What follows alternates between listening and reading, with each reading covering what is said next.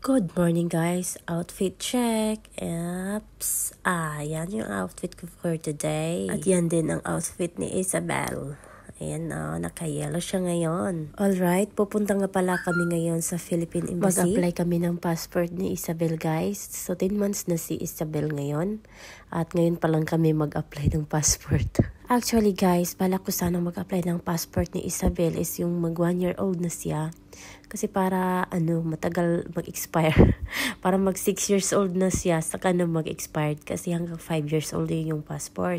Pero dahil nga biglang pumutok yung balita na nagkagulo sa Israel at sa Palestine. So pagkabasa ko sa Facebook guys na may putukan palang naganap sa sa Palestine at sa Israel, hindi ko na tinapos yung binasa ko na news guys. Kasi nga na-realize ko guys, what if guys lang lumaki yung gulo? Tapos damay-damay na ang buong Middle East. So ngayon wala pang passport si Isa. My gosh, hindi kami makauwi dahil wala pang passport si Isa. So yun na guys, nag-book agad ako ng appointment. Kaya naman sa mga katulad ko dyan na gustong kumuha ng passport or mag-renew ng passport, punta lang kayo sa Google Chrome at i-type ang Global Online Appointment System or mas kilalang tinatawag na GOAS. Ito ay step-by-step procedure kung paano kayo makapag-apply appointment online. Or pwede niyo ring i-type ang passport.gov.ph. O diba guys? Sulit yung panonood niyo sa ko sa vlog ko kasi may natutunan kayo, diba? Alright, andito na pala tayo ngayon sa daan. Papunta na talaga kami sa Philippine Embassy at si Isabel, ayan yan yung niya ngayon, OOTD. Ang ganda niyang hair niya, ang ganda ng dress niya, naka-yellow siya ngayon. Pero tingnan niyo naman medyo matraffic siya kasi nga sobrang maaga pa, 8:30 pa lang ng umaga. Naka-appointment pala kami ng 8 to 9 at ngayon is 8:30 pa lang. Malapit lang naman kami guys sa Philippine Embassy. Nasa 20 minutes lang. Kung hindi matraffic, siguro 15 minutes, mga ganon. So, sobrang lapit lang namin sa Philippine Embassy. Alright guys, habang binaybay namin yung daan papuntang Philippine Embassy, napansin ko si Isabel parang parang hindi siya mapakali. Kasi pag wala siyang naramdaman, hindi siya ganito guys. Behave lang siya sa biyahe pag wala siyang ibang naramdaman. Pero dito, sa biyahe namin na to, may napansin ako na kakaiba. So, ang ginawa ko is, binigyan ko siya ng dudo. Pero anong nangyari? Yun. Sumuka siya guys. Nahilo pala siya sa biyahe namin guys. Tingnan niyo yung damit niya guys. Sobrang dumi na guys. Ang problema, wala kaming extra damit. Charan! So ayan, nandito na kami sa loob ng Philippine Embassy. Bawal pala mag-vlog dito guys. Kaya lang pa, silip-silip lang kami. Ayan, so tinanggal namin yung dress niya na yellow, buti na lang. Meron siyang pang-ilalim.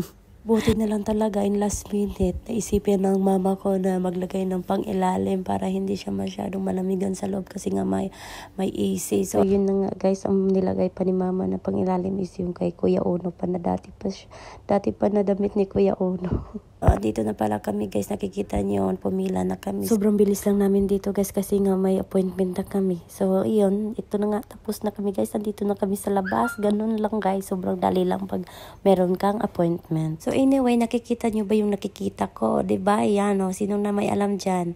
Sa amin marami yan doon sa mga kasagbutan. Maraming ganyan, pero dito guys, nako, display lang yan. Yan yung ginawa nilang bulaklak dito. Sa labas pa yan ha. Ang cute lang kasi inamoy-amoy ko pa yan guys kasi namimiss ko yung Pinas. So, andito na kami sa labas guys. Pauwi na talaga kami. At syempre, pag andito kami sa Philippine Embassy, hindi mawawala yung mga Pinoy food. Yan. Tuwing pupunta kami dito guys, halos kumparahin na namin yung mga panindan, mga kabayan natin. Kasi nga, minsan lang kami makakatikim ng panlasang Pinoy. At dahil doon, kilala na kami sa mga nagtitinda dito guys. So, andito na pala kami sa loob guys. So, ayan yung damit ni Isabel. Diba? Sobrang lamig. Sobrang dumi guys. Kasi nga, sumuka siya kanina. So, ayun. Yung picture niya sa passport, yun yung picture na, yung damit niya na sinuot yung kay Kuya Ono. Ayun sobrang dumi ng nagkalat. So, yun na guys. Uwi na kami. Sobrang bilis lang namin sa loob. As in, sobrang bilis lang namin. Siguro mga less than 15 minutes, no? 15 minutes na dito, no? Galing, no? Basta, sobrang bilis lang namin doon sa loob kasi nga naka-appointment. Yan yung maganda ngayon. Basta naka-appointment ka na. Sige. Uwi na kami. May passport na si Isa. Next month. Inshallah, less than 1 month lang yung passport ni Isa. Sa computer, 29 ang releasing. 29 November.